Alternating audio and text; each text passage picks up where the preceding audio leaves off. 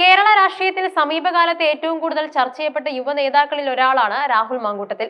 എന്നാൽ പാലക്കാട് ഉപതെരഞ്ഞെടുപ്പിന് ശേഷവും അദ്ദേഹത്തെ പിന്തുടരുന്ന വിവാദങ്ങൾ ഒഴിഞ്ഞു മാറുന്നില്ല. ഏറ്റവും ഒടുവിലായി കോൺഗ്രസ് സഹയാത്രികയായിരുന്ന എം.എ. ഷഹനാസിനെതിരെ രാഹുൽ 10 കോടി രൂപയുടെ മാനനഷ്ട കേസ് ഫയൽ ചെയ്തത് സോഷ്യൽ മീഡിയയിൽ വലിയൊരു യുദ്ധത്തിന് തിരികൊളുത്തിയിരിക്കുകയാണ്.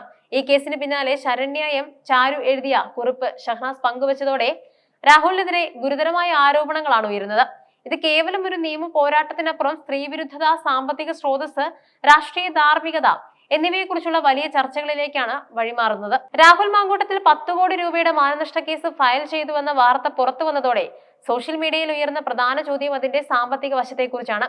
ഇന്ത്യൻ നിയമവ്യവസ്ഥയനുസരിച്ച് 10 കോടി രൂപ നഷ്ടപരിഹാരം ആവശ്യപ്പെട്ട് കോടതിയിൽ സിവിൽ മാനനഷ്ട കേസ് ഫയൽ ചെയ്യണമെങ്കിൽ അതിന്റെ 10% തുക, അതായത് 1,10,00,000 രൂപയോളം കോർട്ട് ഫീ ആയി കെട്ടിവെക്കേണ്ടതുണ്ട്. ഇവിടെയാണ് വിമർശകർ രാഹുലിന്റെ ആസ്തി വിവരം ചർച്ചയാക്കുന്നത്. പാലക്കാട് നിയമസഭാ ഉപതെരഞ്ഞെടുപ്പിൽ മത്സരിക്കാനായി രാഹുൽ സമർപ്പിച്ച സത്യവാങ്മൂലത്തിൽ തന്റെ ആസ്തികളെ കുറിച്ച് വ്യക്തമായ കണക്കുകൾ നൽകിയിട്ടുമുണ്ട്. അതിന് പ്രകാരം ഏകദേശം 24 ലക്ഷം രൂപയോളം അദ്ദേഹത്തിന് കടബാധ്യതയുമുണ്ട്. അദ്ദേഹത്തിന്റെ ആകെ ആസ്തി പരിശോധിച്ചാൽ പോലും 1 കോടി രൂപ തികയുന്നില്ലെന്നിരിക്കെ എവിടെ നിന്നാണ് മാനനഷ്ട കേസ് നൽകാൻ ആവശ്യമായ 1 കോടിയിലധികം രൂപ രാഹുൽ കണ്ടെത്തിയത് എന്ന ചോദ്യം പ്രസക്തമാകുന്നുമുണ്ട്.